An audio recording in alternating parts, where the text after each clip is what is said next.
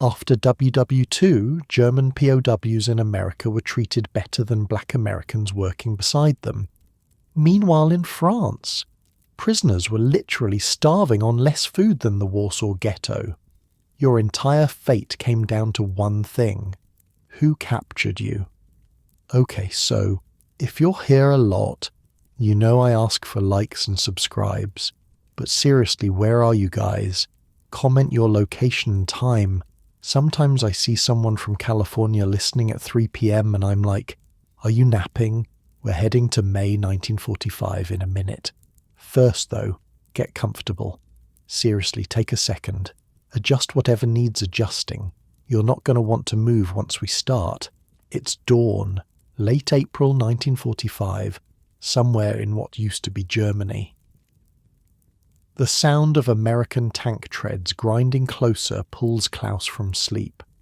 He's huddled in the basement of a destroyed farmhouse with 12 other soldiers. The smell hits him first. Smoke from the burning village. Cordite from yesterday's shelling. Unwashed bodies pressed too close together.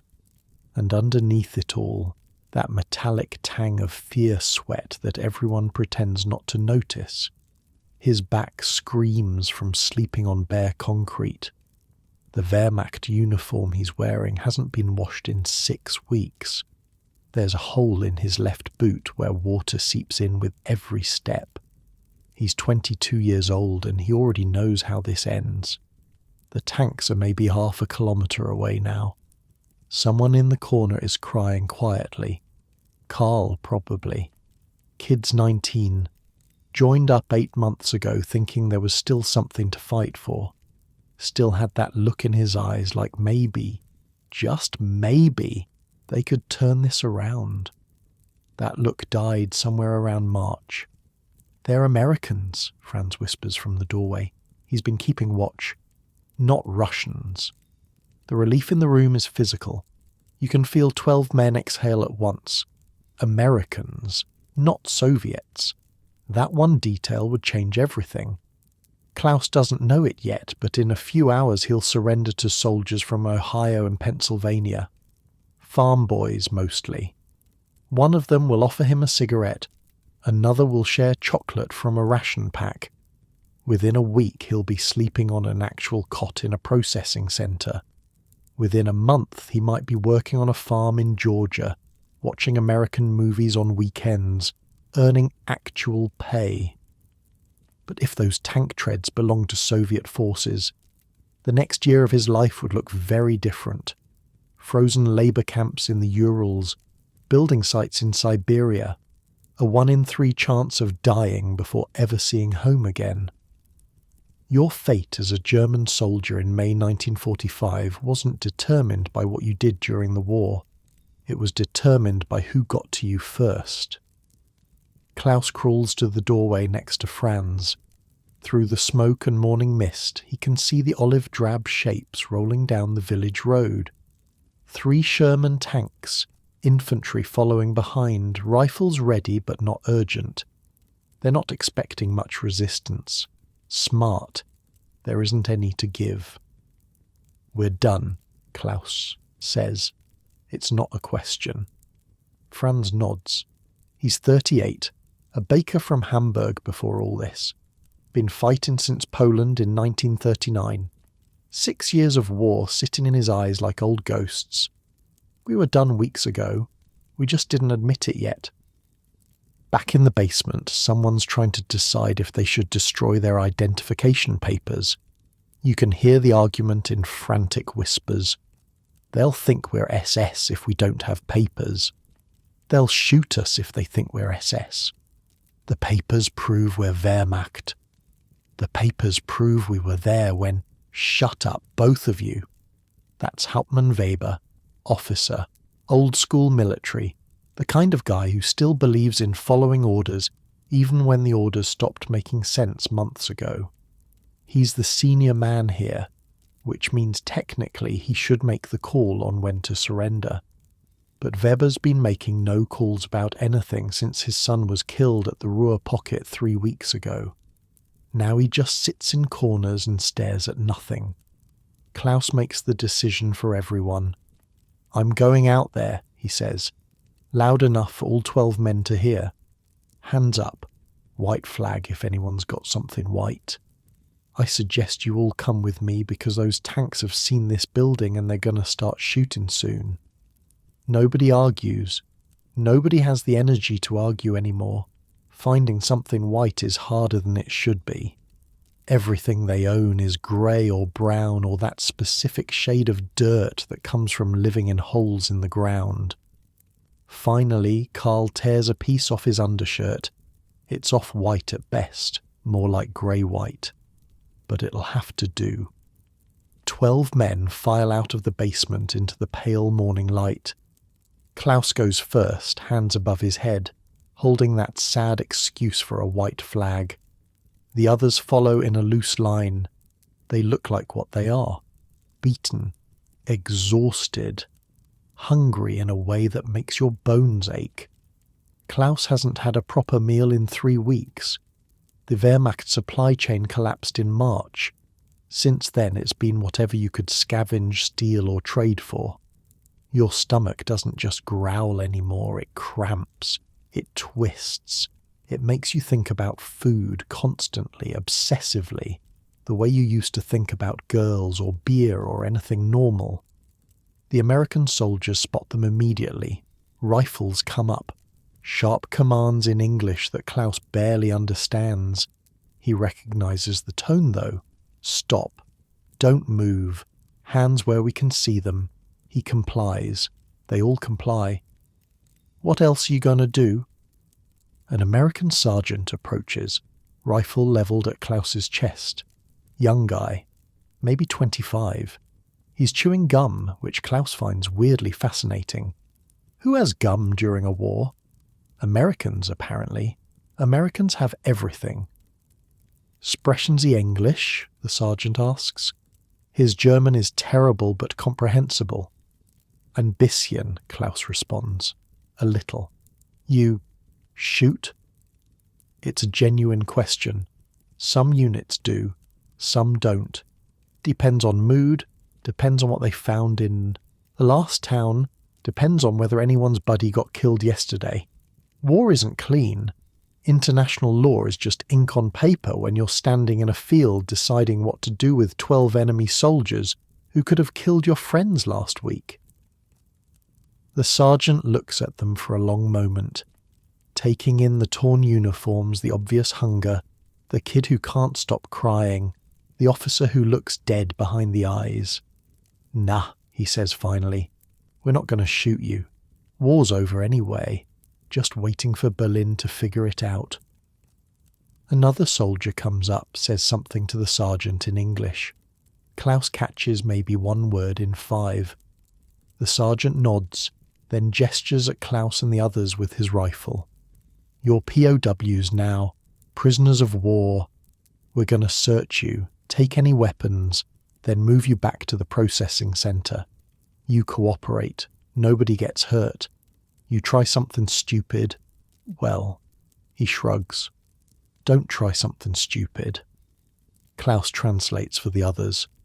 Nobody tries something stupid. Nobody has the energy. The search is thorough, but not rough. They take Klaus's pistol, his bayonet, even the Hitler Youth knife he's been carrying since he was 15. He's almost relieved to be rid of it. One American soldier finds some photographs in Karl's pocket. Pictures of Karl's family. Mother, father, 2 sisters. The soldier looks at them for a second, then hands them back. Small mercy. They take Hauptmann Weber's officer's cap and insignia. He doesn't react. Just stands there like a man-shaped hole in the air. Then they're marching. Klaus and his 11 companions surrounded by American soldiers, heading away from the front lines toward whatever comes next. Nobody knows what comes next. The rumours have been flying for weeks. Americans treat you decent. British are fair. French will work you to death. Russians. You don't come back from the Russians. 1/3 don't come back anyway. The other 2/3 come back different, broken, hollowed out. Klaus keeps his head down and puts one foot in front of the other. His left boot squelches with every step. Still leaking. Doesn't matter now. The walk takes about an hour. They pass through what used to be a town. Now it's just rubble and smoke and the occasional wall standing alone like a tombstone. An old woman watches them from a doorway. Her expression is hard to read. Anger, relief, exhaustion. Probably all three. The processing centre is set up in what used to be a school. Americans everywhere. Trucks, jeeps, supply depots, medical tents. It's organised chaos. Efficient chaos. The kind of logistics that win wars. They're herded into a courtyard with maybe 200 other German soldiers. All of them captured in the last few days. All wearing the same expression. That weird mix of relief and fear. Relief the war's over. Fear about what that actually means. An American officer with a clipboard starts calling out questions in broken German. Name, rank, unit, where you were captured. Klaus answers honestly. No point lying. They'll figure it out eventually anyway. Any SS? The officer asks louder. Anyone here SS? Silence. If there are any SS mixed in with the regular Wehrmacht, they're smart enough not to admit it. SS prisoners face different tribunals, harsher treatment. The Americans and British are still finding the camps, still counting the bodies, still trying to comprehend the scale of it. Klaus never served with the SS, never wanted to. He was just regular army. Conscripted in 1943, trained for 3 months, shipped east, fought, retreated, until there was nowhere left to retreat to. He's one of the lucky ones. He was fighting on the Western Front when he got captured. Not the Eastern Front where things got, well, where things got really bad, where both sides stopped pretending there were rules. A medic comes around checking for serious injuries.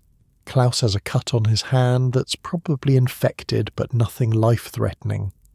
The medic cleans it, applies something that stings like hell, bandages it, hands him 2 aspirin and moves on. That's more medical attention than Klaus has received in 6 months. They're given food, real food, bread, some kind of stew that's mostly potatoes and mystery meat, but it's hot and there's enough of it. Klaus eats slowly. Your stomach shrinks when you're starving.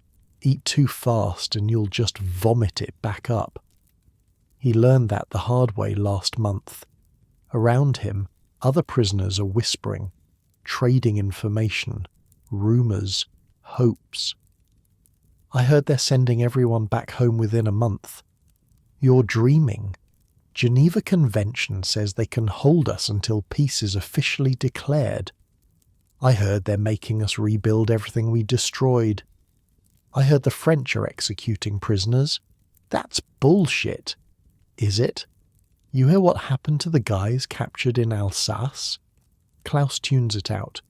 He's too tired for rumours, too tired for hope or fear or anything but this. He's alive. He's not fighting anymore. He has food in his stomach and a bandage on his hand, and he's not sleeping in a basement waiting for artillery shells. For the moment, that's enough. An American soldier walks by, and Klaus catches himself thinking about the guy's boots. Leather. Actual leather. No holes, no water seeping in. Americans have boots that work. They have cigarettes and chocolate and chewing gum. They have trucks that run and tanks that don't break down, and an entire ocean protecting their homeland from getting bombed to rubble. No wonder they won. Night falls and they're moved into a large building. Former gymnasium, maybe. There are blankets, thin ones, but blankets. Actual blankets. Not coats or newspapers or whatever you could scavenge. Klaus claims a spot against a wall, wraps himself up and closes his eyes. Sleep comes fast. He dreams of home, Hamburg before the war, his father's shop, the smell of fresh bread in the morning, his mother humming in the kitchen, his sister Anna chasing the cat through the apartment. Normal things. Things that might not exist anymore. Hamburg got bombed. Badly. He doesn't know if his family's alive or dead. Mail stopped getting through months ago. He'll find out eventually, once they figure out what to do with 11 million prisoners. 11 million. That's the number he heard someone say earlier. 11 million German soldiers in Allied custody at the end of the war. 8 million held by the Americans and British. 3 million in Soviet hands. 11 million men whose fates now depend on international law and political calculations, and the basic question of, what do you do with the army of a country that just tried to conquer the world? Klaus is one of 8 million who got captured by the Western Allies, the Americans specifically. He doesn't know it yet, but this single fact, being captured by Americans instead of Soviets, ending up in a schoolyard in Germany instead of a frozen camp in Siberia, this is the thing that will let him survive the next 2 years. This is the thing that will let him see home again, but that's later. Right now, wrapped in a thin American blanket in a former school in a destroyed country, Klaus just sleeps. And for the first time in 6 years, he's not worried about being woken up by artillery fire. Klaus wakes up to someone shaking his shoulder. American guard. Young guy. Baby face. Looks like he should be in high school, not running a POW camp. Aufstehen, the guard says. His German is memorized. Robotic. Breakfast. 30 minutes. Klaus sits up slowly. His body aches less than yesterday. Turns out sleeping on a floor with a blanket beats sleeping in a bombed-out basement. Who knew? The gymnasium is already half empty. Other prisoners filing out toward the mess area. Klaus joins the line. Nobody talks much in the mornings. Takes energy to talk. Energy nobody really has yet. Breakfast is oatmeal. Plain, grey, kind of lumpy. But it's hot, and there's enough of it. Klaus eats with the same slow patience. Stomach still adjusting to regular food. Next to him, Karl is practically inhaling his portion. Slow down, Klaus says. You'll make yourself sick. Karl doesn't listen. 10 minutes later, he's outside vomiting behind the building. Told you. The days in the processing centre blur together. Wake up, eat, stand around, eat again, sleep. They're waiting. For paperwork, for decisions, for someone somewhere to figure out what to do with 8 million men who used to be the enemy. On the third day, they start the interviews. Klaus gets called into a room with 2 American officers and a German translator. The translator is from Bavaria. You can hear it in his accent. Klaus wonders how he ended up working for the Americans. Captured earlier, defected, smart enough to switch sides before everything collapsed. The questions are straightforward. Name, rank, unit, where he served, what he did. Klaus answers honestly. He was infantry, fought in France in 1944, then got pushed back to Germany. No SS affiliations, no war crimes that he knows of. Just a regular soldier doing what soldiers do, shooting at people who were shooting at him. Any special skills? The American officer asks through the translator. Klaus thinks about it. I worked in my father's bakery before the war. The officer writes something down. That single detail, Klaus will learn later, is what saves him from the worst assignments. Bakers are useful. Everyone needs bread. After the interview, Klaus is given a card with a number on it. His POW number. He's officially catalogued now. Part of the system. One of 8 million cards in one of 8 million files somewhere. Back in the gymnasium, he finds Franz sitting against the wall smoking. Where Franz got a cigarette is anyone's guess. Guy could probably find luxury goods in a graveyard. "How'd yours go?" Franz asks.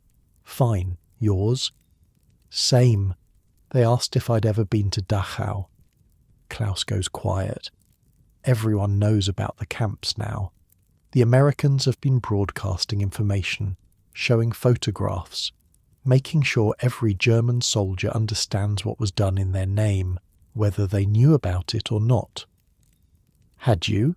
Klaus asks. "Never, but they ask everyone. Looking for guards, I think. SS pretending to be Wehrmacht." They sit in silence for a while. What do you even say? Klaus didn't know. Not really.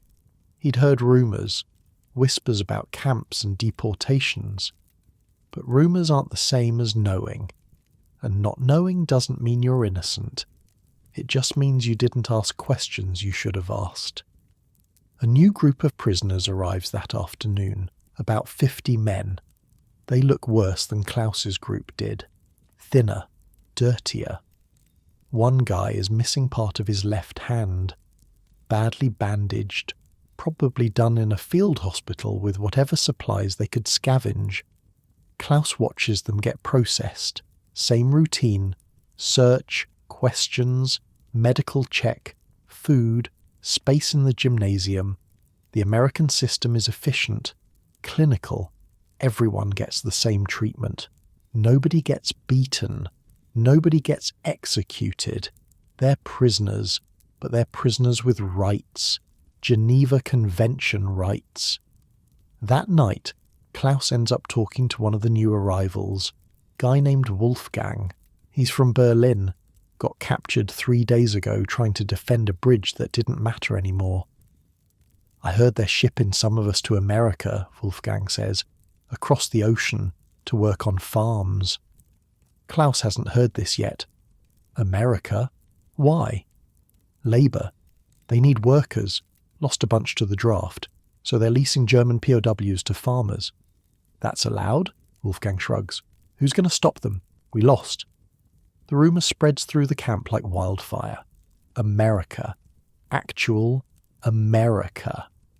The place with the cars and the movies and the buildings that aren't rubble. Some guys are terrified at the idea. An ocean away from home. No way to know what's happening to your family. But others see it as winning the lottery. "Better than here," Karl says. He's still pale from vomiting yesterday, but getting better. Better than France. "What's wrong with France?" Klaus asks. "You haven't heard?" Karl lowers his voice like he's sharing classified information. "The French camps are brutal. One guy I talked to, his brother got sent to France right after capture. They're starving them. 900 calories a day. That's it." Klaus tries to imagine surviving on 900 calories. That's less than they were getting during the retreat. Less than what people in the ghettos got. The irony isn't lost on him. "The Red Cross reported it," Karl continues. "Almost 200,000 prisoners in French custody facing starvation. The Americans had to stop sending more." Franz joins their conversation, cigarette dangling from his lips. "French want revenge. Can't blame them, really. We did occupy their country for 4 years. So what, they're going to kill us slowly through starvation? Some of them will try." The next day brings more rumours, this time about the Soviets. A prisoner arrives from further east, guy named Ernst. He'd been captured by the Soviets initially, then somehow ended up in American hands during some kind of prisoner exchange or mix-up. Nobody's quite clear on the details, but he's seen the Soviet camps. He knows what happens there. That evening, everyone crowds around Ernst wanting to know. Morbid curiosity, also self-preservation. Some of them might end up in Soviet hands eventually. Better to know what you're facing. "It's not a camp," Ernst says. His voice is flat. "Dead." "It's a work battalion. 3,000 to 5,000 men. They organise you like an army unit, put you on construction crews, rebuilding what we destroyed. That doesn't sound terrible, someone says. Ernst laughs, no humour in it. You're rebuilding in Siberia, in winter, with inadequate clothes, inadequate food, inadequate everything. The Soviets can barely feed their own people. You think they're worried about feeding German prisoners? How bad? Klaus asks. 1 in 3 don't make it home. The gymnasium goes quiet. 1 in 3. Those are terrible odds. Russian roulette with 2 bullets instead of 1. The ones who were already sick when captured, Ernst continues, malnourished from the retreat. They died in the first month. The Soviets would just release them rather than waste resources, sent them wandering off to die somewhere else. Jesus, Franz mutters. It's not intentional, Ernst says. Not exactly. They're not executing people. They're just working you in conditions where 1/3 of you are going to die. Could be disease, could be cold, could be starvation, could be an accident at the work site. Doesn't really matter how. You're still dead. Klaus thinks about those tank treads on that April morning. American tanks, not Soviet. That random chance, that coin flip. That's the difference between possibly seeing home again and probably dying in Siberia. Luck. That's all it was.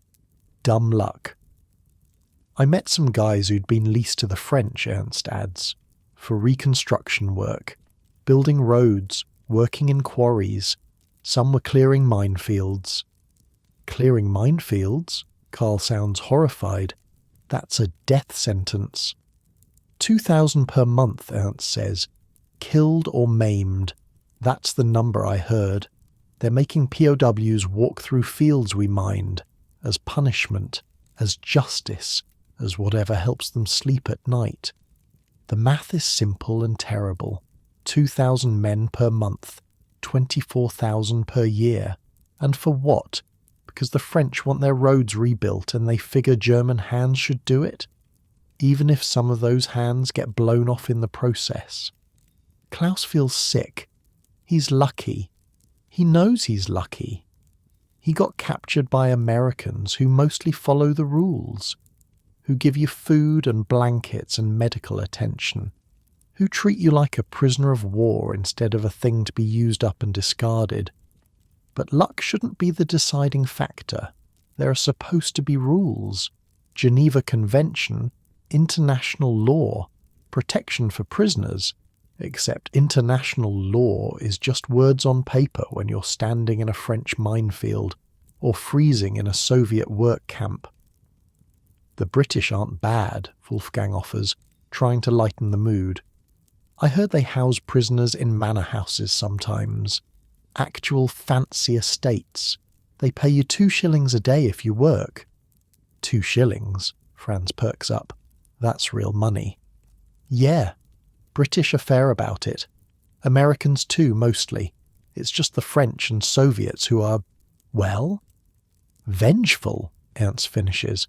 The word you're looking for is vengeful, and they've earned it. We destroyed their countries, killed their people. You can't expect them to just forgive and forget. Nobody argues with that. What's the argument? We were just following orders. We didn't personally do anything wrong. Klaus and his companions are guilty by association. They wore the uniform. They fought the war. They're complicit even if they never pulled a trigger on a civilian. Even if they didn't know about the camps. Not knowing doesn't make you innocent. It just makes you willfully blind. That night, Klaus can't sleep. He keeps thinking about the numbers. 11 million prisoners. 8 million in Western hands. 3 million in Soviet hands. 1 in 3 of those 3 million won't make it home. That's 1 million dead men. 1 million graves in Siberia. 1 million families who'll wait for letters that never come. And what about the ones in French camps, the ones starving on 900 calories, the ones clearing minefields? How many of them make it home? Klaus got lucky, that's the truth of it. He survived the war. He surrendered to Americans. He's sleeping on a floor in a gymnasium with regular meals and medical care, and a reasonable expectation of survival. So many others won't be that lucky. The next morning brings an announcement, a list of names, men being transferred, some to work camps in Germany, others to farms in France for reconstruction, a handful to Britain, and yes, some to America. Klaus's name is on the America list. He's going to Georgia to work on a farm for a year, maybe 2, until the politicians figure out peace terms and repatriation schedules. He'll labour in fields under the southern sun. He'll watch American movies on weekends. He'll eat regular meals. He'll survive. It's not home, but it's not Siberia either. Karl's name is on the France list. The kid looks terrified. "Hey," Klaus says, gripping a shoulder. "You'll be okay. Work hard. Keep your head down. Don't volunteer for anything. Especially don't volunteer for mine clearing." "I don't want to go to France." "I know, but you'll survive it. You survived the war. You'll survive this." Karl nods but doesn't look convinced. Franz is staying in Germany. Work detail rebuilding roads. He seems okay with it. "At least I'll be close to home," he says. "Maybe I can slip away eventually, find my family." Hauptmann Weber? He's still just sitting there, staring at nothing. They've assigned him to a work camp somewhere. Klaus doubts he'll make it. The man's already gone. His body just hasn't figured it out yet. They ship Klaus out 3 days later. Truck to a train to a port to a ship. The whole journey is surreal. He's crossing the Atlantic, going to America, the country he spent 2 years fighting against. Now he's going to work their farms and eat their food and watch their movies. History is weird. On the ship, squeezed into a hold with 300 other prisoners, Klaus thinks about the men going east, the ones in Soviet custody, the ones who drew the short straw, the ones who'll spend the next year or 5 or 10 working in frozen labour camps, rebuilding a country they tried to destroy. 1 in 3 won't make it. Klaus closes his eyes and tries not to think about it, but he does think about it. All the way across the Atlantic, all the way to Georgia, all through the long year of labour in American fields. He thinks about how your entire fate came down to one moment, one decision, one arbitrary fact about who reached your position first, Americans or Soviets, life or death. Nothing you did mattered, nothing you believed in mattered. Just luck, just timing, just random chance that you'd spend your captivity in relative safety while others froze and starved and died thousands of miles from home. Klaus survives. He's one of the lucky ones. He'll make it home eventually. He'll see Hamburg again. He'll find out his family survived. He'll rebuild a life in a broken country. But he'll never forget that it came down to luck. Pure, dumb, random luck. And nothing else. Georgia in June is hot. Not the dry heat Klaus remembers from France in 44. This is wet heat, sticky heat, the kind that makes your uniform cling to your skin and turns breathing into work. Klaus is standing in a cotton field at 6 in the morning and he's already sweating. The farm belongs to a guy named Mr. Patterson, older man, maybe 60. Lost his 2 sons to the war, 1 in the Pacific, 1 in France. He doesn't talk about it much, just puts Klaus and 3 other German prisoners to work and pays them 50 cents a day. 50 cents. Actual American money. Klaus hasn't earned real wages in 3 years. The work is brutal in its own way. Not dangerous like combat, not terrifying like waiting for artillery, just exhausting, repetitive. Your back screams, your hands blister, the sun beats down like it's personally angry at you.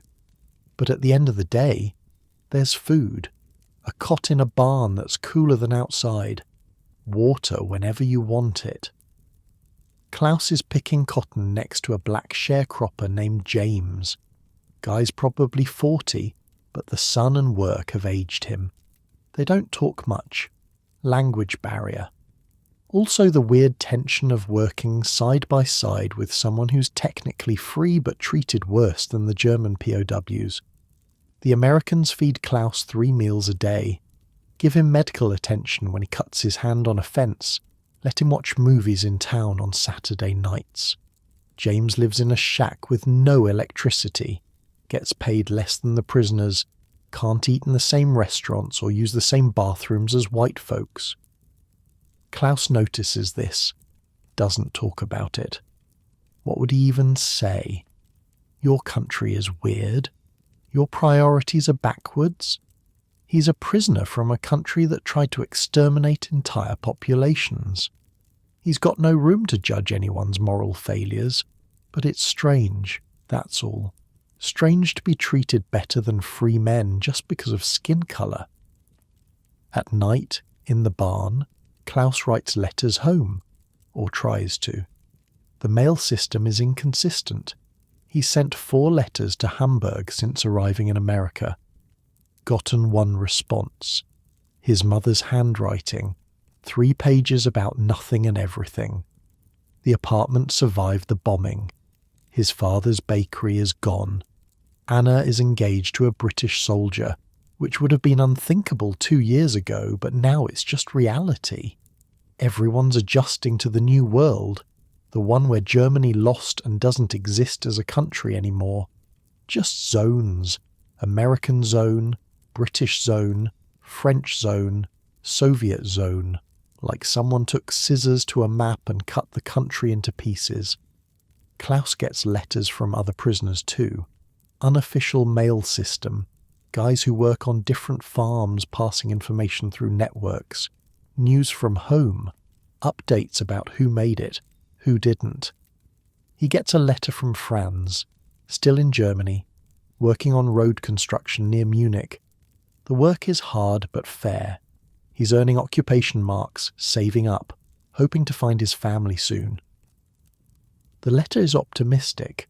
Franz always was a glass half full kind of guy. Then Klaus gets a letter from someone he doesn't know. Friend of Karl's, apparently. Karl is dead. Died clearing a minefield in France.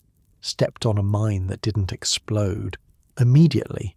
Took him 3 hours to die while medics tried to figure out what to do. He was 19.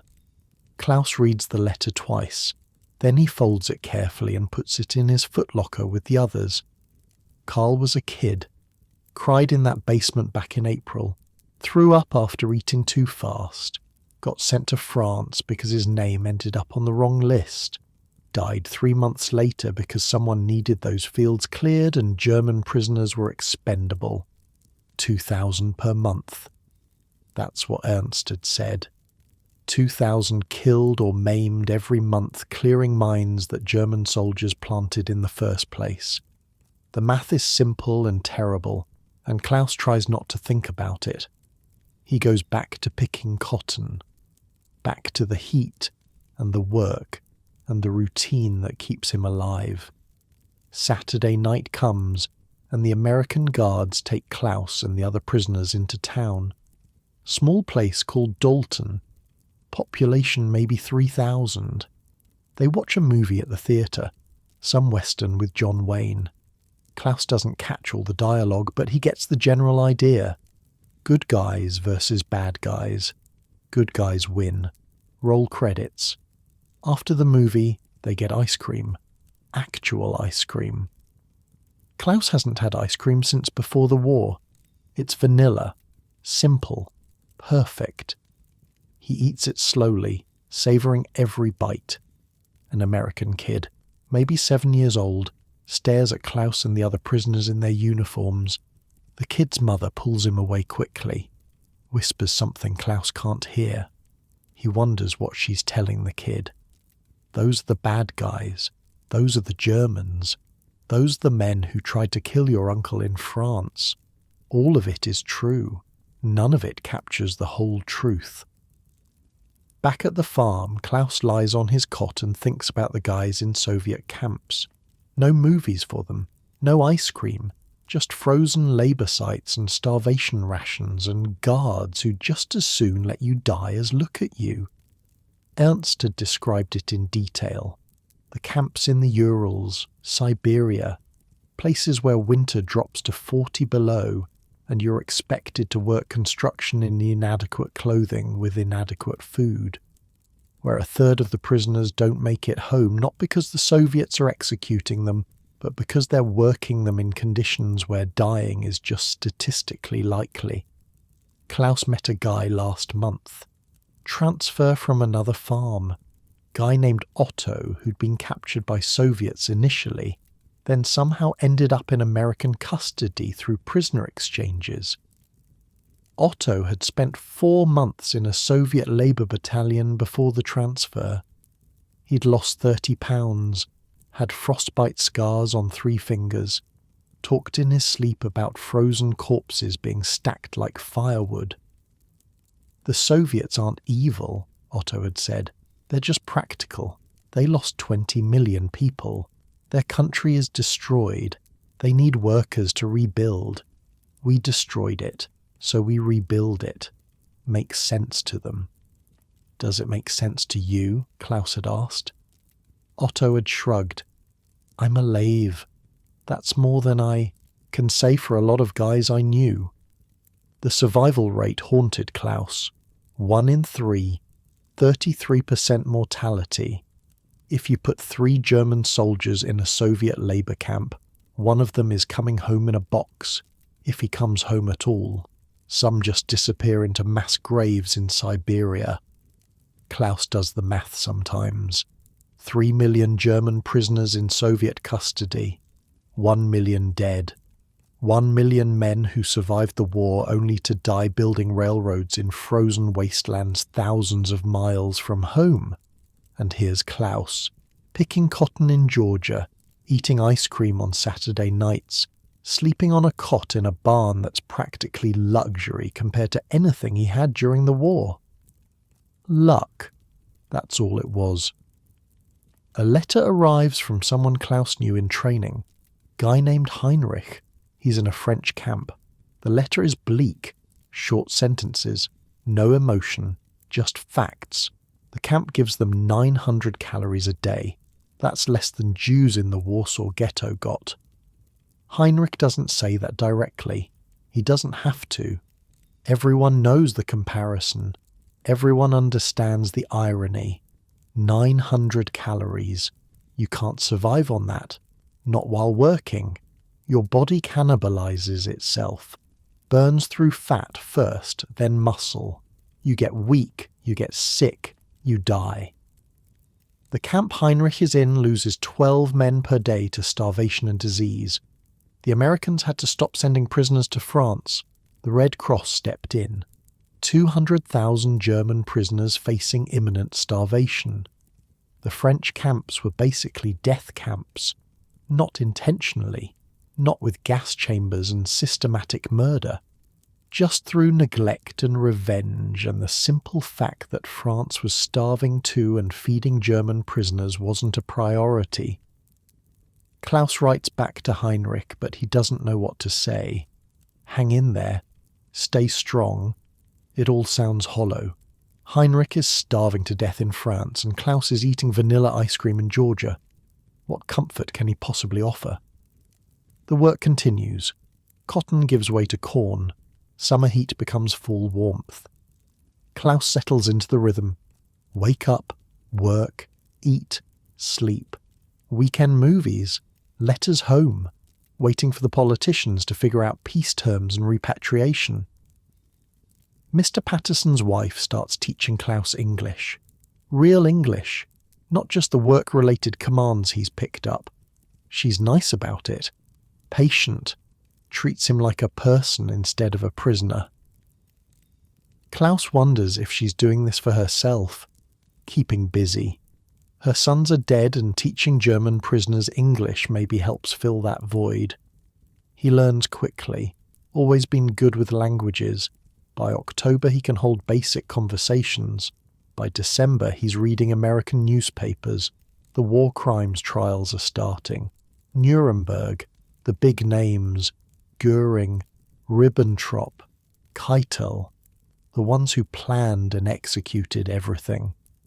Klaus reads about the trials with a mix of fascination and dread. They're laying it all out. The camps, the death tolls, the systematic murder of millions. All of it documented, photographed, proven. He didn't know. That's what he tells himself. He was just infantry, just following orders, just trying to survive. But not knowing feels like an excuse, a cowardly one. He wore the uniform, he fought the war, he's complicit. The other prisoners on the farm don't talk about it much. What is there to say? We lost. We're guilty. Our country committed atrocities. Now we pick cotton in Georgia and wait to go home. A letter arrives from Ernst. He's still in Germany, working in a sawmill near Stuttgart. The letter describes denazification tribunals. Every German soldier has to appear before one. They categorize you. Major offender, lesser offender, follower, or exonerated. Most regular soldiers get categorized as lesser offenders. 3 years probation. Can't hold public office. Can't run your own business. It's a slap on the wrist compared to what's happening to SS members and high-ranking officers. Klaus will face one of these tribunals when he gets home. Eventually, whenever that is. The Americans are starting to release some prisoners. Early releases for guys who can prove family hardship or who have skills Germany needs for rebuilding. Klaus isn't on any release lists yet. His father's bakery is destroyed. His mother and sister are alive, but they're managing. No hardship case, no special skills that matter. So he picks cotton, learns English, watches John Wayne movies, waits. Christmas comes. Mrs. Patterson invites Klaus and the other prisoners to Christmas dinner in the house. Actual house, not the barn. They sit at a table with real plates and eat turkey and stuffing and cranberry sauce. There's a tree with lights, presents underneath, though none for the prisoners. That would be weird. Mr. Patterson says grace, thanks God for the food, the family, the peace, mentions his sons briefly, chokes up, finishes the prayer. They eat in relative silence. It's kind but uncomfortable. Klaus is eating Christmas dinner with a family of men who died fighting against his country. The absurdity isn't lost on anyone. After dinner, Mrs. Patterson gives each prisoner a package: chocolate, cigarettes, new socks, small things. Kindness that Klaus doesn't quite know how to accept. "Merry Christmas," she says. Klaus thanks her in English. His accent is thick but comprehensible. That night, back in the barn, one of the other prisoners starts crying. Quiet crying. The kind you try to hide. Klaus doesn't ask why. He knows why. It's Christmas and they're thousands of miles from home and their country is occupied rubble, and some of them have families who might be dead, and all of them are prisoners who don't know when they're going home. Klaus stares at the barn ceiling and thinks about Karl, about Heinrich starving in France, about Otto's frostbite scars, about the 1,000,000 men dying in Soviet labor camps, about everyone who drew the wrong card, ended up in the wrong place, got assigned the wrong fate. He's alive, he's fed, he's safe, and he feels guilty about all of it. New Year comes, 1946, first year of peace, sort of. The war in Europe ended last May, but Japan didn't surrender until August. Now it's really over, really finished. No more fighting anywhere, just consequences, just tribunals and reconstructions and millions of people trying to figure out how to live in the world that the war created. Klaus gets a letter in January. Franz is getting married. Found a girl in Munich. Mechanic's daughter. Wedding is in March. Klaus obviously can't attend. He's in Georgia. But Franz wanted him to know. Wanted to share something good in a time when good news is rare. Klaus is happy for him. Franz deserves happiness. Everyone does. Even prisoners. Even the guilty. Even the complicit. February brings news of repatriation schedules. The Americans and British have agreed to start sending prisoners home. Slowly. Bureaucratically. Based on various criteria that nobody fully understands. But it's happening. Men are going home. Klaus isn't on the early lists. He's young, healthy, no family emergency. He'll wait. But Heinrich dies. Letter from another prisoner in the French camp. Heinrich starved to death in February. One of thousands who didn't make it out of French custody. The camps have improved since the Red Cross intervention. More food, better conditions. But for Heinrich, the intervention came too late. Klaus folds that letter carefully and puts it with Karl's. 2 men he knew. 2 men who didn't make it home. 2 men whose deaths were preventable, unnecessary, the result of revenge and neglect and the basic cruelty of humans toward other humans. The cotton grows again. Spring planting. Klaus is back in the fields. The heat builds. The routine continues. He's become good at this work. Fast picker. Efficient. Mr. Patterson has told him he could have a job here permanently if he wanted. After repatriation. After going home. If he wanted to come back. Klaus doesn't know what he wants. Home doesn't exist anymore. Not the way he remembers it. Hamburg is rubble. The country is occupied. Everything is different. But it's still home. Still where his family is. Still where he belongs. He'll go back. Eventually. When they let him. And he'll face the tribunal and accept whatever judgment they give and try to build something in the ruins. But part of him will always be in this barn. In this field. Picking cotton under the Georgia sun while other men froze and starved and died in camps thousands of miles away. Part of him will always wonder why he got lucky and they didn't. The repatriation order comes in August 1946, 16 months after surrender. Klaus's name is finally on a list. He's going home. The journey back is slower than the journey over. Different ship. More crowded. Hundreds of prisoners packed into holds, all heading back to a Germany that doesn't quite exist anymore. Not as a country, just as zones occupied by different armies. Klaus stands on deck watching America disappear behind him. Weird feeling.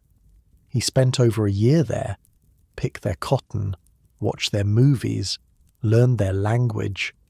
Now he's leaving and he's not sure how he feels about it. Grateful? Definitely. Alive because of American custody. Relieved? Yes. Going home, whatever that means now. Guilty? Always. The guilt lives in his chest like a permanent weight. The Atlantic crossing takes 9 days. Men gamble with cigarettes, trade stories, speculate about what they'll find at home. Most are optimistic in that desperate way people get when they're trying not to think about the alternative. Klaus keeps to himself mostly. Reads a book Mrs. Patterson gave him. The Grapes of Wrath. His English is good enough now to mostly understand it. Story about Depression-era farmers, poverty and struggle and people trying to survive. Feels appropriate somehow. They land in Bremen, or what's left of it. The port is barely functional. Half the docks are destroyed. Buildings are gutted shells. There's rubble everywhere, mountains of it, brick and concrete and twisted metal. The smell is strange. Old smoke, decay. Something Klaus can't quite identify. This is Germany. This is home. They're processed through a British checkpoint, papers verified, medical inspection, delousing, which is humiliating but probably necessary after 9 days packed in a ship hold. Then they're given temporary identification cards and released into the occupation zone, just like that. After 16 months as a prisoner, Klaus is free. Sort of. Free to wander a destroyed country under military occupation, where he doesn't have a job or money or any clear path forward. The train to Hamburg takes 12 hours. Should take 5, but the rail system is wrecked. Trains run on whatever schedule they can manage. You wait. You squeeze into packed cars with other displaced people, refugees, former prisoners, people looking for family members who might be dead. Klaus shares a train compartment with an old woman carrying 2 chickens in a basket. She doesn't explain the chickens. He doesn't ask. Everyone's doing what they can to survive. Hamburg looks worse than Bremen. The bombing was thorough, block after block of destroyed buildings. Some areas are just empty space where neighbourhoods used to be. Klaus walks through streets he knew as a kid and can't recognise them. The landmarks are gone. The bakery on the corner, gone. The school, rubble. The park. Now it's a temporary graveyard. He finds his family's apartment through sheer luck and muscle memory. The building is still standing, damaged but standing. The front entrance is propped up with timber. Half the windows are blown out, covered with boards and tar paper. Klaus climbs to the 3rd floor. His hands are shaking. He knocks, waits, knocks again. The door opens and his mother is standing there. She's aged 10 years in the 3 he's been gone. Grey hair, deep lines around her, eyes, thin in a way that speaks to chronic hunger rather than illness. She stares at him for 3 full seconds. Then she makes a sound that's half sob, half laugh, and pulls him inside. Anna is there too, bigger than he remembers, not a kid anymore. She's 20 now, wearing a British Army jacket that's way too big for her. Her fiancé's probably. The British soldier she's engaged to. They don't have much. The apartment is cold. There's no electricity most days. Water is rationed. Food is scarce. But they're alive. They made it through. Klaus's father didn't. Heart attack in February 1945, right before the war ended. The bakery had been destroyed months earlier. The stress, the hunger, the bombing, the loss of everything he'd built.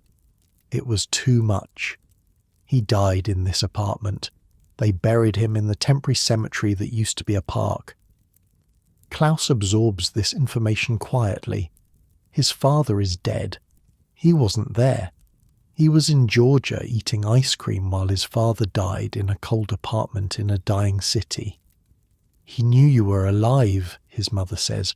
We got your letters. Not all of them, but some. He knew. It doesn't make Klaus feel better. Nothing really makes him feel better. That night, lying on a makeshift bed in what used to be his room, Klaus stares at the ceiling and listens to Hamburg. The city sounds different, quieter, no traffic, just wind through broken buildings and the occasional sound of someone coughing in another apartment. This is victory. This is peace. The next morning, Klaus walks through Hamburg looking for work. Any work. The city is slowly rebuilding, but opportunities are scarce. Too many men looking for too few jobs, and nobody really trusts former soldiers. Not yet. Maybe not ever. He spends 2 weeks searching. Nothing. He's running out of the American money he saved. His mother and sister are sharing their rations with him, but rations are tight.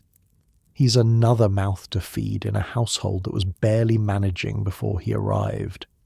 Then the letter arrives. Official. British Occupation Authority. Klaus is ordered to report for denazification proceedings. His tribunal date is October 4th. Everyone has to go through this. Every former soldier, every party member, every German who was old enough to have participated in the war. The Allies want to purge the country of everyone who supported the regime, root out the true believers, separate the committed party members from the regular people who just went along. In theory, it makes sense. In practice, it's a mess. Klaus reports to a building that used to be a courthouse. Still is, technically. But now it's run by British officers and German administrators trying to process thousands of cases with inadequate resources and unclear guidelines. The waiting room is packed. Former soldiers in worn civilian clothes, a few women. Everyone looks tired, nervous, resentful. Nobody wants to be here. But you don't have a choice. You go or you get arrested. Klaus waits 3 hours before his name is called. The tribunal room is small. 3 people behind a table, 2 German men and 1 British officer. They have a file in front of them. Klaus's file. Collected from somewhere. American POW records, probably. Klaus Zimmermann, one of the German administrators asks. Yes. Date of birth, April 16th, 1923. Yes. You served in the Wehrmacht from October 1943 until capture in April 1945? Yes.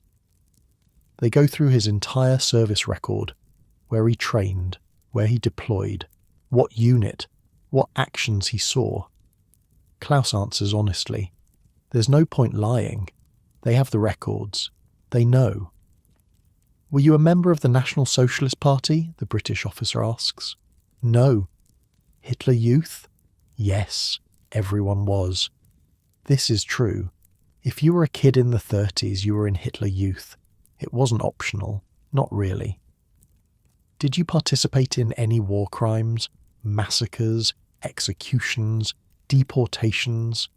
No. Were you aware of the concentration camps? Klaus hesitates. This is the question everyone struggles with. What counts as knowing? Rumours, whispers, things you heard but didn't ask about. I heard rumours, he says finally, but I didn't know details. I was infantry. We fought on the front lines. The British officer writes something down. The German administrators consult each other in whispers. This process repeats itself hundreds of times a day, thousands of times across Germany, everyone trying to figure out who was really guilty and who was just swept along. And here's the problem. Almost everyone was just swept along.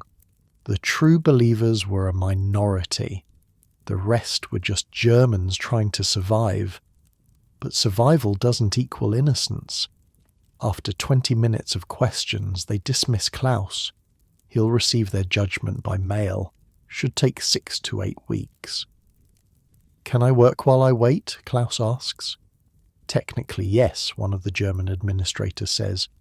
But most employers won't hire anyone pending denazification. Too risky. If you get classified as an offender, they have to fire you. Easier to just wait and hire people who've been cleared. So Klaus waits, lives off his mother's rations, helps where he can, clears rubble from streets, stands in lines for bread, tries to piece together a life in a city that's barely a city anymore. The judgment arrives in November. Lesser offender. Exactly what Klaus expected. It's the default category for regular Wehrmacht soldiers. You weren't SS. You weren't high-ranking. You weren't a party official. So you're a lesser offender. 3 years probation. During this time, Klaus cannot hold public office, cannot run his own business, cannot vote. He can work, but only in approved capacities, manual labour mostly. There's a whole list of restrictions. It's punishment, but mild punishment. A slap on the wrist compared to what the real monsters got. Compared to what Klaus maybe deserves. Franz gets the same judgment, lesser. Offender. 3 years probation. He writes about it in a letter. He's frustrated but resigned. Could be worse, he writes. Could be like the guys they actually tried at Nuremberg. The Nuremberg Trials are everywhere. Newspapers, radio broadcasts, everyone following the proceedings. Göring, Keitel, Ribbentrop, the architects, the executors, the ones who planned and coordinated everything. Klaus reads about it obsessively. He needs to understand what he was part of, what his country did, what his uniform represented. The evidence is overwhelming. Mountains of documents, photographs, testimony from survivors, the camps, the death tolls, the systematic murder of millions, Jews, Roma, disabled people, political prisoners, Soviet POWs. The numbers are so big they stop meaning anything. 6 million Jews. The number appears in every article. 6 million. Klaus tries to conceptualize it. Can't. It's too big, too horrible, too far beyond human comprehension. He was part of this. Maybe not directly. Maybe he never pulled a trigger on a civilian.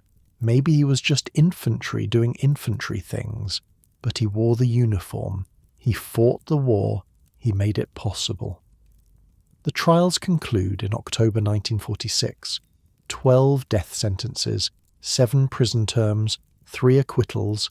Göring takes poison the night before his execution. The others hang.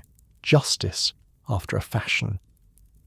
But there are millions of cases still pending. Millions of former soldiers and party members and administrators and police, and everyone else who made the machine run. The tribunal system is buckling under the weight. By 1947, they start making exemptions. Disabled veterans get automatic lesser offender status. People born after 1919 get expedited clearance.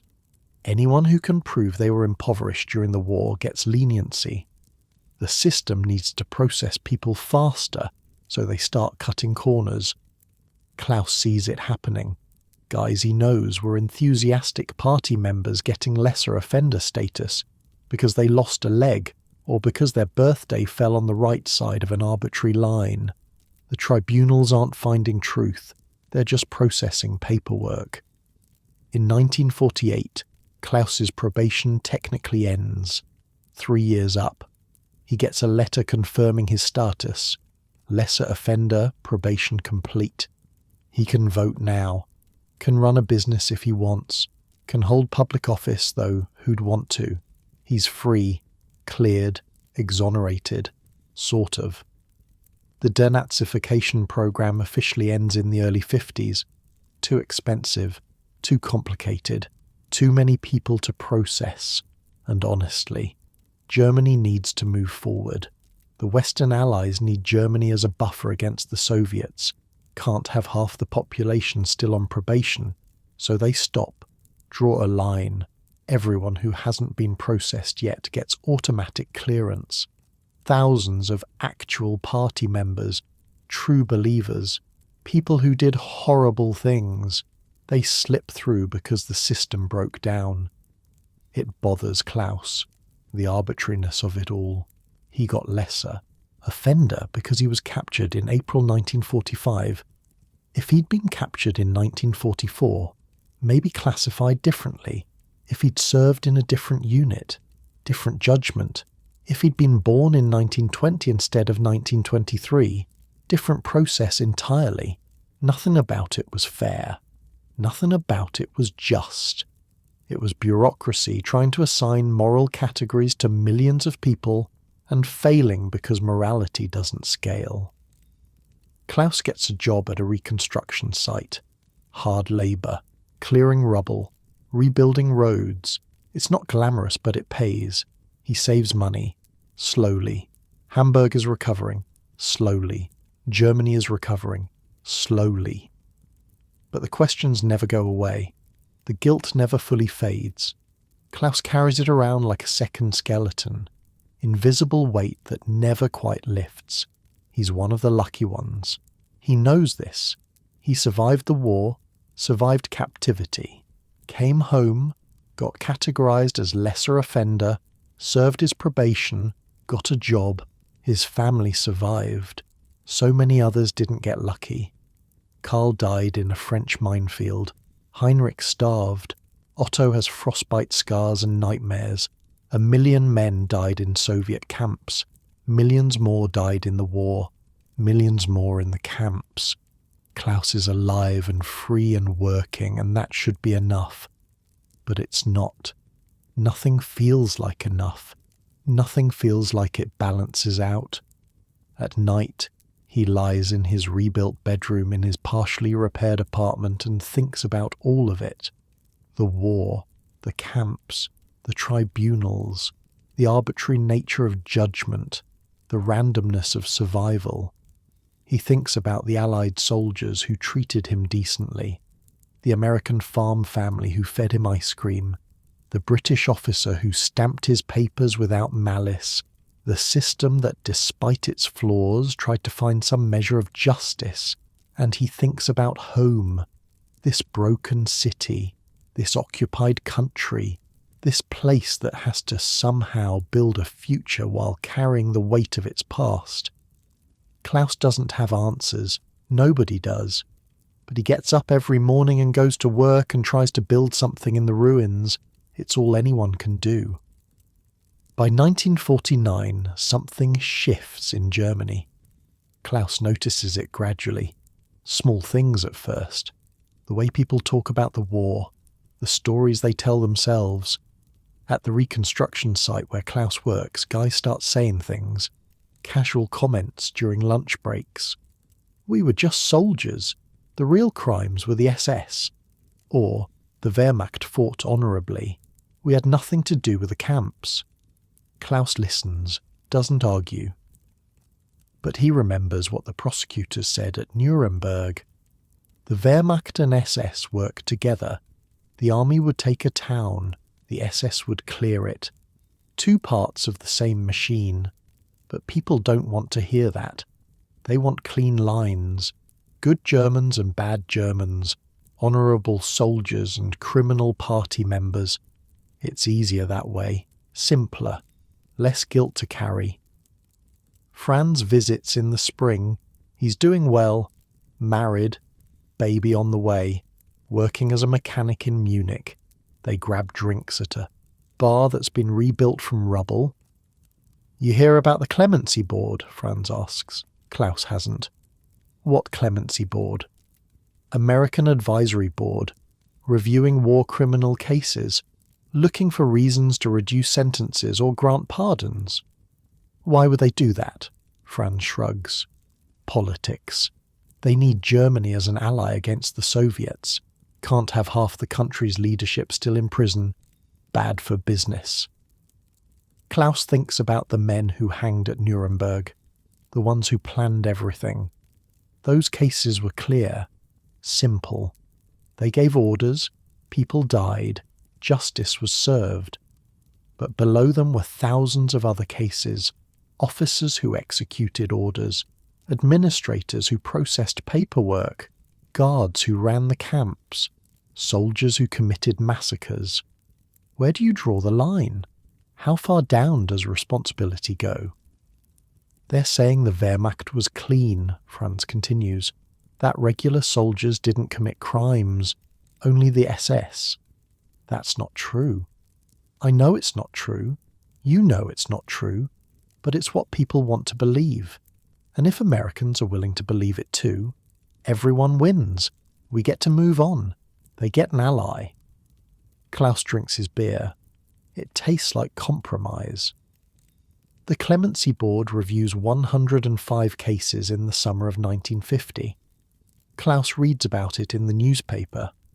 families of convicted war criminals presenting evidence, medical histories, character witnesses, claims of coercion, claims that orders were falsified, claims that the prosecution was biased. 84 cases get reduced sentences or pardons. 84 out of 105. The board is looking for reasons to be lenient, and they're finding them, or creating them, or just deciding that justice is less important than political expedience. Klaus meets a guy at work named Werner, older man, maybe 50. Turns out Werner's brother was convicted at a minor tribunal, not Nuremberg, one of the smaller trials for concentration camp guards. Werner's brother got 20 years. They're reviewing his case, Werner says, pride in his voice. We got letters from neighbours, from his old commanding officer, saying he was just following orders, that he didn't have choice. Did he? Klaus asks. Did he what? Have a choice. Werner looks at him like he's crazy. He was a soldier. Soldiers follow orders.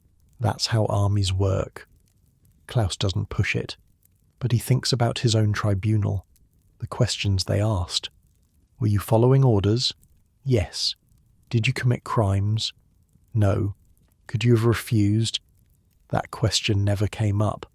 Because if you ask that question, you open a door nobody wants opened. If soldiers could refuse orders, then they're responsible for following them. And if they're responsible, then just following orders stops being a defence. Easier not to ask. The Federal Republic of Germany is officially founded in May 1949. New country, new government. First Chancellor is Konrad Adenauer. Old political hand. Conservative. Pragmatic. Smart enough to know Germany needs to move forward. One of his first moves? Announcing plans for a general amnesty for war criminals. Klaus reads about it. Feels something turn in his stomach.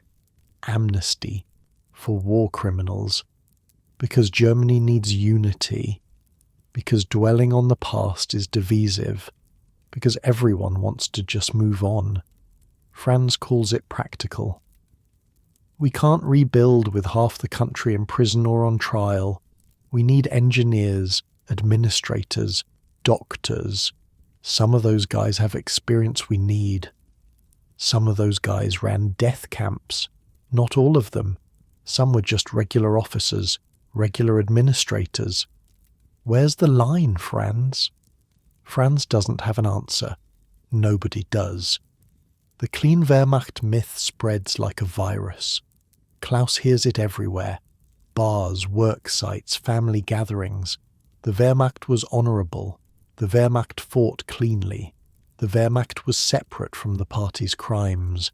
It's comforting. Klaus understands the appeal. You can honour your dead without endorsing what they died for. You can mourn your father or brother or husband without accepting that they were part of atrocities. But it's also a lie. Klaus was there. He wore the uniform.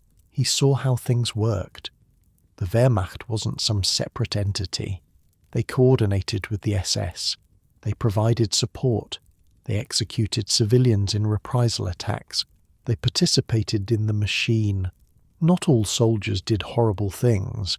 Klaus didn't shoot civilians. Franz didn't run camps. Most regular infantry just fought other soldiers and tried not to die. But the institution, the Wehrmacht as an organisation, that's different. The Wehrmacht made the atrocities possible, provided the manpower, the logistics, the control of territory. You can't separate the clean parts from the dirty parts. They were all part of the same thing. But people want to separate them, need to. Because if you can't draw that line, then almost everyone is complicit. And that's too much guilt for a country to carry while trying to rebuild. Klaus's sister Anna marries her British soldier in 1950. Klaus attends the wedding. It's small, simple. Anna is radiant in a borrowed dress. Her husband, Robert, is nervous and sincere. He's from Manchester, works in administration for the occupation forces. At the reception, Robert's parents are there, visiting from England. They're polite but distant with Klaus. He gets it. Their son is marrying a German girl, the enemy, the people who bombed their cities, who killed their friends and neighbours. Robert's father corners Klaus at one point. "You served?" he asks. "Yes." "Eastern or Western Front?" "Western, mostly. France." The old man nods, calculating, trying to figure out if Klaus might have killed someone he knew. The math of war and revenge and random chance. "You were lucky," he says finally. "Could have been worse." Klaus agrees. Could have been worse. Could have been Eastern Front. Could have been SS. Could have been dead. Lucky.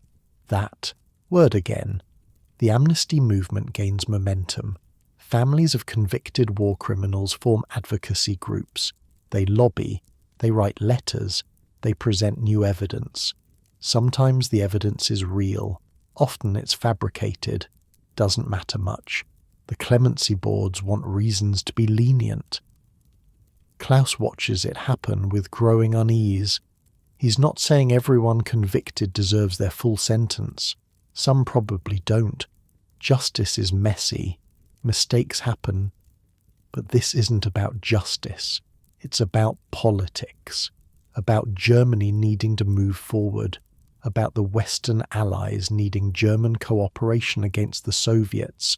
About everyone wanting to forget except the people who can't forget.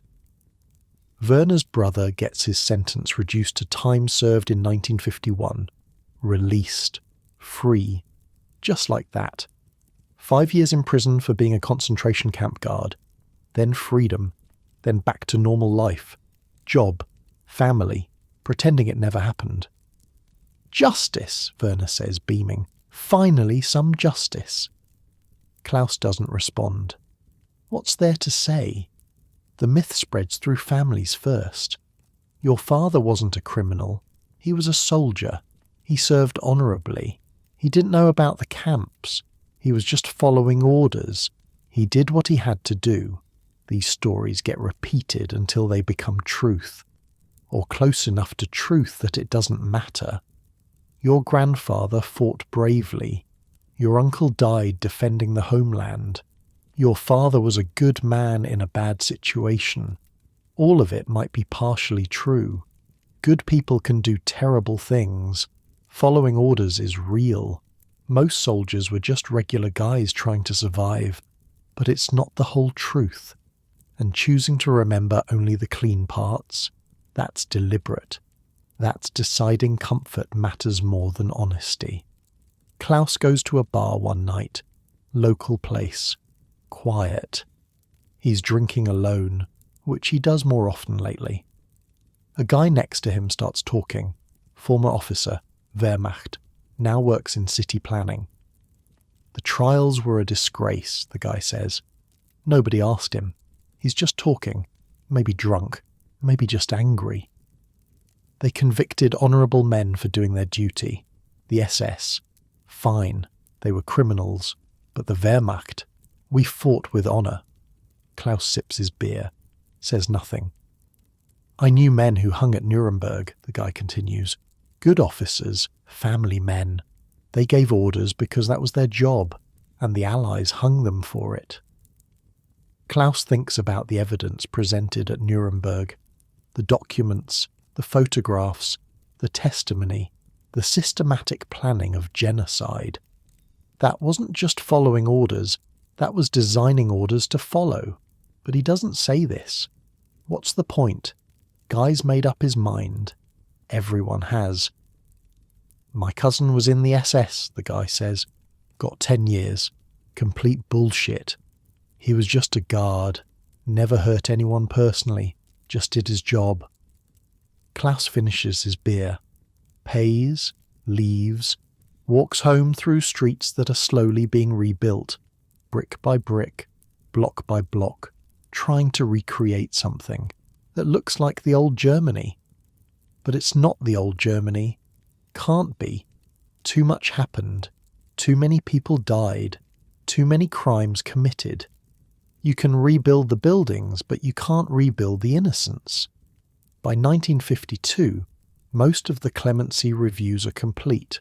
Thousands of reduced sentences, thousands of pardons, men who were convicted of war crimes walking free. Some probably deserve leniency, some definitely don't. The line between justice and politics has blurred so much it's disappeared. Klaus sees Werner's brother at a beer garden one day, the former concentration camp guard. He's laughing, drinking, surrounded by friends, living his life. Probably tells himself he was just following orders. Probably believes it. Klaus doesn't approach him, just watches from a distance, wonders what the man dreams about at night, wonders if he sees the faces of the people he guarded, the ones who died. Or maybe he doesn't. Maybe he's compartmentalized it, locked it away, decided it wasn't his responsibility. Just orders, just a job, just survival. People are good at that, at making peace with their past, at reshaping memory until it's bearable. Franz and his wife visit in 1953. Their daughter is 2. Adorable kid. Loud. Curious. No idea what world she was born into. No memory of war or occupational tribunals. She's just a kid who likes ice cream and hates bedtime. She won't have to carry any of this, Franz says, watching his daughter play. That's the point, right? We carry it so she doesn't have to. Klaus wants to agree, wants to believe the next generation can start clean. But he's not sure it works that way. You can't just decide history stops mattering. It seeps through, gets passed down, even if you don't talk about it. Especially if you don't talk about it. The myth solidifies. The clean Wehrmacht, the honourable soldier. The idea that regular military service was separate from the regime's crimes. It becomes accepted truth, not just in Germany, in America too, in Britain. Everyone needs Germany as an ally. Can't have an ally that's guilty of everything, so they accept the myth, endorse it, help spread it. Because politics matters more than history. Present needs matter more than past crimes. Klaus understands it, doesn't agree with it, but understands it. Germany needs to move forward. The world needs Germany to move forward. Can't do that while drowning in guilt. Can't rebuild while half the country is on trial. So they draw a line. Hitler and his inner circle, guilty. The SS, guilty. Everyone else, just following orders, just doing their jobs, just caught up in circumstances beyond their control. It's a clean story, simple, comforting, also bullshit, but bullshit that lets people sleep at night, bullshit that lets families honour their dead, bullshit that lets a country function. Klaus doesn't have the energy to fight it anymore. He's tired. Everyone's tired. You can only carry guilt for so long before it crushes you. Eventually you have to set it down, even if setting it down means lying to yourself. He goes to work, comes home, lives his life. The reconstruction continues. Hamburg looks more like a real city every year. Buildings go up, roads get paved, commerce returns, life goes on. The past gets buried under new concrete, layer by layer, year by year, until you can almost forget it was ever there. Almost. Klaus never fully forgets. The weight is still there. Lighter maybe, but permanent. He carries it to work, carries it home, carries it to bed every night. Some weights you carry forever, even when everyone else has decided to set theirs down, even when the world has moved on. The letter arrives in October 1955. Official government seal. Klaus opens it at the kitchen table while his mother makes coffee from grounds they've already used twice. The Federal Republic of Germany is forming a new military, the Bundeswehr. They're looking for experienced soldiers, former Wehrmacht personnel with clean records. Klaus qualifies. He reads the letter 3 times. They want him back in uniform, 10 years after the war ended, 10 years after he surrendered in that ruined farmhouse. They want him to be a soldier again. The irony tastes like metal. "You going to do it?" his mother asks. Klaus doesn't know. Part of him swore he'd never wear a uniform again, never follow orders, never be part of a military machine. He'd done his time, served his sentence, both literally and figuratively, but the pay is good, better than construction work, and Germany needs defending. The Soviets are right there. Berlin is split. The Cold War is heating up. The Western Allies need Germany armed and ready. Strange how things change. 10 years ago, the Allies were conquering Germany. Now they're rebuilding it as a buffer state. Politics is funny that way. Klaus accepts, signs the papers, reports for training in November. The training facility is near Munich. Modern buildings, good equipment, everything clean and organized. It's not the Wehrmacht.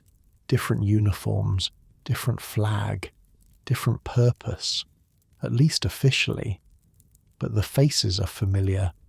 Klaus recognizes guys from the war, not personally, just the type.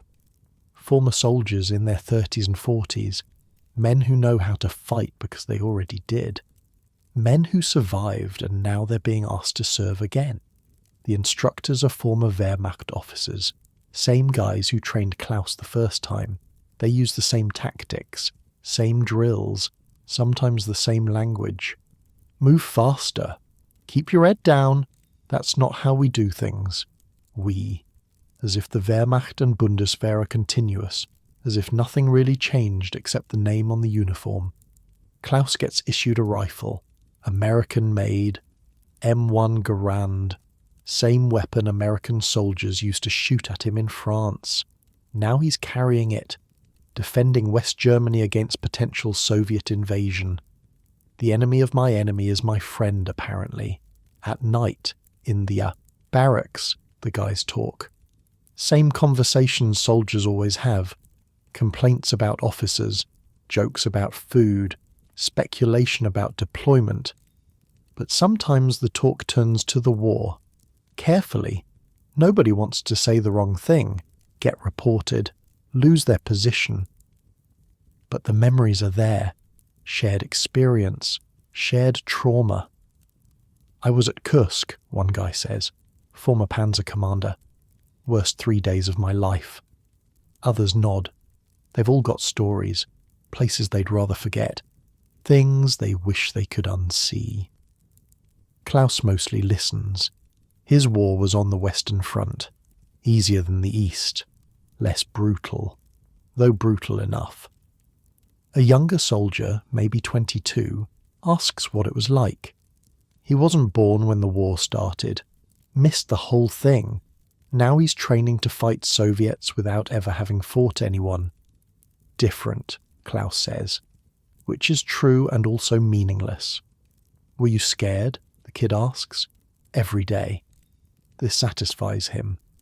The kid nods, goes back to cleaning his rifle, American rifle, for the German army, to fight against Russians who used to be allies fighting against Germans who are now allies. War is just moving pieces on a board. The pieces forget they're not supposed to make sense. Klaus completes training in early 1956, gets assigned to a unit stationed near the East German border, watching, waiting, ready for an invasion that probably won't come but might. He's 33 years old, a soldier again, wearing a different uniform but carrying the same weight. Franz visits in the spring. He didn't join the Bundeswehr. "Once was enough," he says. He's happy with his mechanic job, his family, his normal life. They drink beer at a bar near the base, talk about everything and nothing. Old friends with too much history between them. "You think we'll have to fight again?" Franz asks. Klaus shrugs. "Hope not, but they're preparing us like we will. Against the Soviets this time." "Yeah, funny how that works," Franz laughs. "No humour in it. We spent years fighting with them against the Allies. Now we're allied with the former Allies against the former Allies. Makes your head spin." It does. Klaus has stopped trying to make sense of it. Politics is just chess with people's lives. The people on the board don't get to make the rules. Over the next few years, Klaus settles into military routine, drills, exercises, standing guard at the border, watching the Soviet zone through binoculars, wondering if the guys on the other side are former Wehrmacht too. Guys who surrendered to the Soviets instead of the Americans. Guys who survived the camps and now they're wearing Red Army uniforms. Probably. 1 in 3 died, but 2 in 3 lived. Some of those survivors are over there right now, looking back at Klaus through their own binoculars. Both sides staffed with former enemies. Both sides pretending this makes sense. Klaus gets promoted to Feldwebel, sergeant, same rank he ended the war with. He trains younger soldiers, teaches them tactics he learned fighting against the Allies. Tactics that didn't work then but might work now against a different enemy. The kids listen seriously. They believe. They think this time will be different. This time Germany is defending itself legitimately. This time they're the good guys. Klaus doesn't correct them. What would he say? That there are no good guys? That everyone who fights becomes complicit in something? That uniforms and flags are just decorations on the same ugly machine? They'll learn or they won't. Experience is the only teacher that matters. In 1961, the Berlin Wall goes up overnight. Concrete and barbed wire splitting the city. East and West. Communist and capitalist. Former allies, now permanent enemies. Klaus's unit goes on high alert. Tensions spike. For a few weeks, everyone thinks this is it. The war everyone's been preparing for. Round 2. But nothing happens. The wall stands. People stop trying to cross. The border hardens. The Cold War stays cold. Klaus stands guard and thinks about walls. Physical walls. Mental walls. The walls people build to separate clean history from dirty history. Good soldiers from bad soldiers. Following orders from choosing to follow orders. Everyone building walls. Keeping the uncomfortable truths on the other side. He serves until 1963, 8 years in the Bundeswehr, then he retires at 40. Full pension, honourable service, he's done his part. Again. Klaus moves back to Hamburg, gets a job at a bakery, full circle, his father's trade. The shop isn't the same one, that one's still rubble, but the work is familiar, comforting. Bread dough doesn't care about your past. He marries in 1965, woman named Greta, widow. Her first husband died in the war, Soviet front. She doesn't talk about it much, neither does Klaus. They build a life on mutual understanding that some things are better left buried. They have a daughter in 1967, Eva, beautiful kid, grows up in a Germany that's prosperous and peaceful and divided. She learns about the war in school, but it's history to her. Ancient history. Not real, not personal. Klaus never tells her much. What would he say? I killed people who were trying to kill me. I wore a uniform that represented atrocities. I got lucky and survived while better men died. She doesn't need that weight. Franz was right. The point is carrying it so the next generation doesn't have to. The years pass. Hamburg rebuilds completely. The scars get covered. The ruins get cleared. By the 70s, you'd barely know there was a war. unless you're old enough to remember. Then you know. You always know. Klaus gets letters sometimes, from other survivors. Franz writes regularly, doing well, grandkids now, living a good life in Munich. Otto writes once, the guy with frostbite scars from Soviet camps.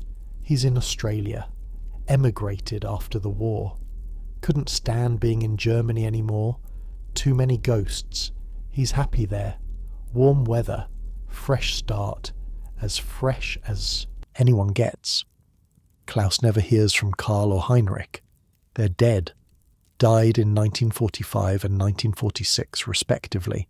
Statistics in someone's casualty report. Names on memorials that nobody visits. In the 80s, Klaus retires from the bakery. He's 60. Lived longer than he expected. Longer than he probably deserved. He watches the world change. The Berlin Wall falls in 1989. Germany reunifies in 1990. Suddenly it's one country again. Not occupied, not divided, just Germany. Klaus watches it on television, sees people celebrating, tearing down the wall, dancing in the streets. It's beautiful and strange, and he's happy for them. But part of him wonders if they understand, if they know how fragile all of this is, how easily it could go wrong again, how thin the line is between civilization and barbarism. Probably not. They're young. They think the past is dead. They think we've learned our lessons. Maybe they're right. Klaus hopes they're right. In the 90s, Klaus starts writing things down. Memories. Not a memoir. Just notes. Moments he doesn't want to forget. Things he needs to remember. He writes about surrendering in 1945, about the American soldiers who gave him cigarettes, about the farm in Georgia where he picked cotton and watched movies, about Karl dying in a minefield, Heinrich starving in France, Otto's frostbite scars. He writes about the tribunals, the categories, lesser offender, the arbitrariness of judgment. He writes about joining the Bundeswehr, the irony of wearing a uniform again, training soldiers, watching the border. He writes about luck, how his entire life was determined by random chance, by American tanks arriving instead of Soviet tanks, by being captured in April instead of March, by being healthy enough to survive but not so healthy, they sent him somewhere worse. Luck, just luck, nothing more. His daughter finds the notebooks after Klaus dies in 2003. He's 80. Heart attack. Quick and painless. Better than most soldiers get. Eva reads the notebooks. Learns about her father's war for the first time. The real story. Not the cleaned up version. Not the myth. She's shocked. Then sad. Then understanding. She finally gets why he never talked about it. Why he carried that weight. Why he stared out windows sometimes with the look she couldn't interpret. She keeps the notebooks, passes them to her own children eventually, Klaus's grandchildren. They need to know, not to carry the guilt. That's not their burden. But to understand, to remember, to make sure it doesn't happen again. History isn't clean, it's not simple, it's not black and white. The Geneva Convention was supposed to protect prisoners. Sometimes it did, sometimes it didn't. International law is just words when power decides otherwise. The Allies violated the rules, used German prisoners for forced labour, let some starve, put them in danger. These violations don't excuse what Germany did. They're separate failures, separate crimes. Good people can do bad things in bad circumstances. Following orders is real, but it's not a complete defense. Survival doesn't equal innocence. Luck doesn't equal virtue. Klaus knew all of this, carried all of this. The weight of being complicit, the weight of being lucky, the weight of surviving while others didn't. He did what he could with it. lived as well as possible, raised a daughter, tried to be decent, tried to contribute something to balance the scales, knowing the scales would never fully balance. That's all anyone can do. Carry the weight, learn the lessons, try to be better than your circumstances demanded. History is painted in shades of grey, with definite areas of clear morality, clear good and clear evil, but also vast spaces of complexity, of impossible choices, of humans being human in inhuman situations. The lessons of the darkest chapters are simple and hard. People are capable of terrible things. Systems can turn regular humans into monsters. Survival is random. Justice is imperfect. Guilt is complicated. And sometimes the only thing separating life from death is which tank column arrived first on a random morning in April. Klaus's story is one story among millions, unique and also completely ordinary. Just another soldier who survived, who faced judgment, who carried weight, who tried to build something in the ruins. The weight never fully goes away, but eventually you learn to carry it. You wake up, you work, you love who you can, you do what good is possible. You try to leave the world slightly better than you found it. Even when the world you found was burning, even when you helped light some of the fires, you carry it all. The guilt and the luck and the memory, you carry it until you can't anymore. Then you pass it to the next generation, not as burden, but as lesson, as reminder, as warning, never again. That's what they say, what they always say. Klaus hoped they meant it. Let yourself sink deeper now into your pillow, into the safety of your bed, into the peace of a world Klaus helped survive to rebuild. The weight is not yours to carry, the lessons are there to learn from. But for now, just rest, just breathe, just let the history wash over you and away. Let sleep